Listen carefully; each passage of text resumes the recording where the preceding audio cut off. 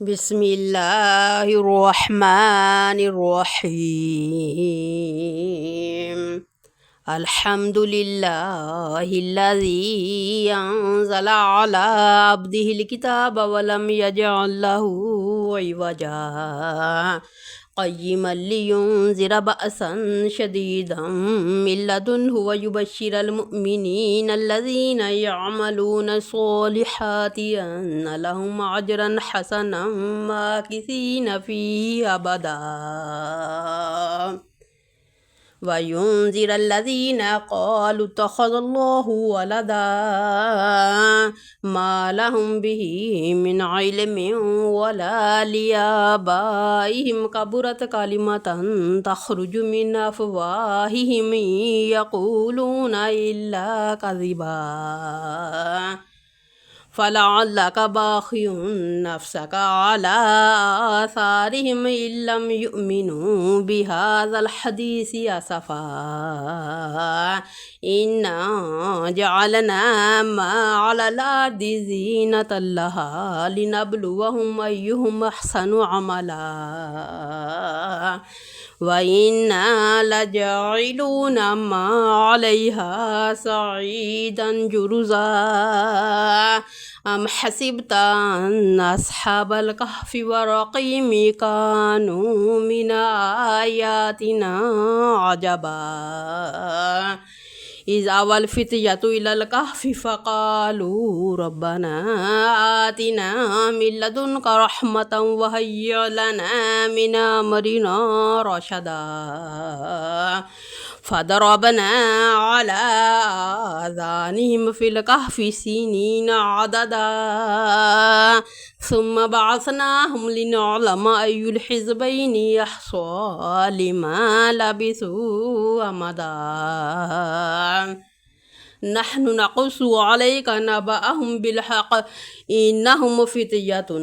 آمنوا بربهم وزدناهم هدى وربطنا على قلوبهم إذ قاموا فقالوا ربنا رب السماوات والأرض لن ندعو من دونه إلها لقد قلنا إذا شططا هؤلاء قوم اتخذوا من دونه آلهة لولا يأتون عليهم بسلطان بين فمن أظلم ممن افترى على الله كذبا وإذ اعتزلتموهم وما يعبدون إلا الله فأووا إلى الكهف ينشر لكم ربكم من رحمته ويهيئ لكم من أمركم مرفقا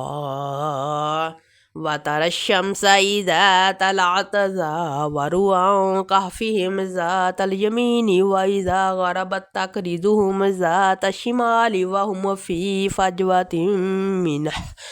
ذلك من آيات الله من يهد الله فهو المهتد ومن يضلل فلن تجد له وليا مرشدا وتحسبهم أيقاظا وهم رقود ونقلبهم ذات اليمين وذات الشمال وقلبهم باسط ذراعيه بالوسيد لو اطلعت عليهم لوليت منهم فرارا ولملئت منهم رؤبا وكذلك بعثناهم ليتساءلوا بينهم قال قائل منهم كم لبثتم قالوا لبثنا يوما أو بعض يوم قالوا ربكم أعلم بما لبثتم فبعثوا وحدكم بورقكم هذه إلى المدينة فلينظر أيها أزكى طعاما فليأتكم برزق منه وليتلطف ولا يشيرن بكم أحدا إنهم إن يظهروا عليكم يرجموكم أو يعيدوكم في ملتكم ولن تفلحوا إذا أبدا وكذلك عثرنا عليهم ليعلموا أن وعد الله حق وأن الساعة لا ريب فيها إذ يتنازعون بينهم أمرهم فقالوا بنوا عليهم بنيانا ربهم أعلم بهم قال الذين غلبوا على أمرهم لنتخذن عليهم مسجدا سيقولون ثلاثة رابعهم كلبهم ويقولون خمسة سادسهم كلبهم رجما بالغيب ويقولون سبعة وثامنهم كلبهم قل ربي أعلم بعدتهم ما يعلمهم إلا قليل فلا تمار فيهم إلا مراء ظاهرا ولا تستفتي فيهم منهم أحدا ولا تقولن لشيء إني فاعل ذلك غدا إلا أن يشاء الله واذكر ربك إذا نسيت وقل عسى أن يهديني ربي لأقرب من هذا رشدا ولبثوا في كهفهم 300 سنين وازدادوا 9 قل الله أعلم بما لبثوا له غيب السماوات والأرض أبصر به واسمع ما لهم من دونه من ولي ولا يشرك في حكمه أحدا واتل ما أوحي إليك من كتاب ربك لا مبدل لكلماته ولن تجد من دونه ملتحدا واصبر نفسك مع الذين يدعون ربهم بالغداة والعشي يريدون وجهه ولا تعد عيناك عنهم تريد زينة الحياة الدنيا ولا تطع من أغفلنا قلبه عن ذكرنا واتبع هواه وكان أمره فرطا وقل الحق من ربكم فمن شاء فليؤمن ومن شاء فليكفر إنا أعتدنا للظالمين نارا أحاط بهم سرادقها وإن يستغيثوا يغاثوا بماء كالمهل يشوي الوجوه بئس الشراب وساءت مرتفقا إن الذين آمنوا وعملوا الصالحات إنا لا نضيع أجر من أحسن عملا أولئك لهم جنات عدن تجري من تحتهم الأنهار يحلون فيها من أساور من ذهب ويلبسون ثيابا خضرا من سندس واستبرق متكئين فيها على الأرائك نعم الثواب وحسنت مرتفقا واضرب لهم مثل الرجلين جعلنا لأحدهما جنتين من عناب وحففناهما بنخل وجعلنا بينهما زرعا كلتا الجنتين آتت أكلها ولم تظلم منه شيئا وفجرنا خلالهما نهرا وكان له ثمر فقال لصاحبه وهو يحاوره أنا أكثر منك مالا وأعز نفرا ودخل جنته وهو ظالم لنفسه قال ما أظن أن تبيد هذه أبدا وما أظن الساعة قائمة ولئن رددت إلى ربي لأجدن خيرا منها منقلبا قال له صاحبه وهو يحاوره وكفرت بالذي خلقك من تراب ثم من نطفة ثم سواك رجلا لكن هو الله ربي ولا أشرك بربي أحدا ولولا إذ دخلت جنة قلت ما شاء الله لا قوة إلا بالله إن ترني أنا أقل منك مالا وولدا فعسى ربي أن يؤتيني خيرا من جنتك ويرسل عليها حسبانا من السماء فتصبح سعيدا زلقا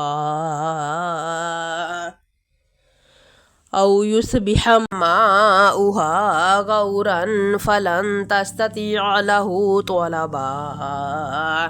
وأحيط بثمره فأصبح يقلب كفيه على ما أنفق فيها وهي خاوية على عروشها ويقول يا ليتني لم أشرك بربي أحدا ولم تكن له فئة ينصرونه من دون الله وما كان منتصرا هنالك الولاية لله الحق هو خير ثوابا وخير عقبا واضرب لهم مثل الحياة الدنيا كماء إن أنزلناه من السماء فاختلط به نبات الأرض فأصبح هشيما تذروه الرياح وكان الله على كل شيء مقتدرا المال والبنون زينة الحياة الدنيا والباقيات الصالحات خير عند ربك ثوابا وخير عملا ويوم نسير الجبال وترى الأرض بارزة وحشرناهم فلم نغادر منهم أحدا وعرضوا على ربك صفا لقد جئتمونا كما خلقناكم أول مرة بل زعمتم أن لن نجعل لكم موئدا ووضع الكتاب فترى المجرمين مشفقين مما فيه ويقولون يا ويلتنا ما لهذا الكتاب لا يغادر صغيرة ولا كبيرة إلا أحصاها ووجدوا ما عملوا حاضرا ولا يظلم ربك أحدا وإذ قلنا للملائكة اسجدوا لآدم فسجدوا إلا إبليس كان من الجن ففسق عن أمر ربه أفتتخذونه وذريته أولياء من دوني وهم لكم عدو بئس للظالمين بدلا ما شهدتهم خلق السماوات والأرض ولا خلق أنفسهم وما كنت متخذ المضلين عضدا ويوم يقول نادوا شركائي الذين زعمتم فدعوهم فلم يستجيبوا لهم وجعلنا بينهم موبقا ورأى المجرمون النار فظنوا أنهم مواقعوها ولم يجدوا عنها مصرفا ولقد صرفنا في هذا القرآن للناس من كل مثل وكان الإنسان أكثر شيء جدلا وما منع الناس أن يؤمنوا إذ جاءهم الهدى ويستغفروا ربهم إلا أن تأتيهم سنة الأولين أو يأتيهم العذاب قبلا وما نرسل المرسلين إلا مبشرين ومنذرين ويجادل الذين كفروا بالباطل ليدحضوا به الحق واتخذوا آياتي وما أنذروا هزوا ومن أظلم ممن ذكر بآيات ربه فأعرض عنها ونسي ما قدمت يداه إنا جعلنا على قلوبهم أكنة أن يفقهوه وفي آذانهم وقرا وإن تدعوهم إلى الهدى فلن يهتدوا إذا أبدا وربك الغفور ذو الرحمة لو يؤاخذهم بما كسبوا لعجل لهم العذاب بل هم موعد لن يجدوا من دونه موئلا وتلك القرى أهلكناهم لما ظلموا وجعلنا لمهلكهم موئدا وإذ قال موسى لفتاه لا أبرح حتى أبلغ مجمع البحرين أو أمضي حقبا فلما بلغا مجمع بينهما نسيا حوتهما فاتخذ سبيله في البحر سربا فلما جاوزا قال لفتاه آتنا غداءنا لقد لقينا من سفرنا هذا نصبا قال أرأيت إذا أوينا إلى الصخرة فإني نسيت الحوت وما أنسانيه إلا الشيطان أن أذكره واتخذ سبيله في البحر عجبا قال ذلك ما كنا نبغي فارتدا على آثارهما قصصا فوجدا عبدا من عبادنا آتيناه رحمة من عندنا وعلمناه من لدنا علما قال له موسى هل أتبعك على أن تعلمني مما علمت رشدا قال إنك لن تستطيع معي صبرا وكيف تصبر على ما لم تحط به خبرا قال ستجدني إن شاء الله صابرا ولا عاصي لك أمرا قال فإن اتبعتني فلا تسألني عن شيء حتى أحدث لك منه ذكرا فانطلقا حتى إذا ركبا في السفينة خرقها قال خرقتها لتغرق أهلها لقد جئت شيئا إمرا قال ألم أقل لك إنك لن تستطيع معي صبرا قال لا تؤاخذني بما نسيت ولا ترهقني من أمري عسرا فانطلقا حتى إذا لقيا غلاما فقتله قال أقتلت نفسا زكية بغير نفس لقد جئت شيئا نكرا قال ألم أقل لك إنك لن تستطيع معي صبرا قال إن سألتك عن شيء بعدها فلا تصاحبني قد بلغت من لدني عذرا فانطلقا حتى إذا أتيا أهل قرية استطعما أهلها فأبوا أن يضيفوهما فوجدا فيها جدارا يريد أن ينقض فأقامه قال لو شئت لاتخذت عليه أجرا قال هذا فراق بيني وبينك سأنبئك بتأويل ما لم تستطع عليه صبرا أما السفينة فكانت لمساكين يعملون في البحر فأردت أن أعيبها وكان وراءهم ملك يأخذ كل سفينة غصبا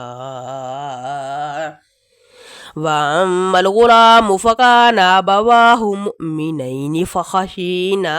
أن يرهقهما طغيانا وكفرا فأردنا أن يبدلهما ربهما خيرا منه زكاة وأقرب رحما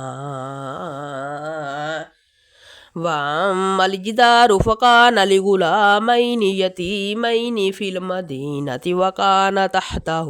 كنز لهما وكان أبوهما صالحا فأراد ربك أن يبلغا أشدهما ويستخرجا كنزهما رحمة من ربك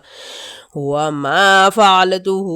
عن أمري ذلك تأويل ما لم تستطع عليه صبرا ويسألونك عن ذي القرنين قل سأتلو عليكم منه ذكرا إنا مكنا له في الأرض وآتيناه من كل شيء سببا فأتبع سببا حتى إذا بلغ مغرب الشمس وجدها تغرب في عين حمية ووجد عندها قوما قلنا يا ذا القرنين إما أن تعذب وإما أن تتخذ فيهم حسنا قال أما من ظلم فسوف نعذبه ثم يرد إلى ربه فيعذبه عذابا نكرا وأما من آمن وعمل صالحا فله جزاء الحسنى وسنقول له من أمرنا يسرا ثم أتبع سببا حتى إذا بلغ مطلع الشمس وجدها تطلع على قوم لم نجعل لهم من دونها سترا كذلك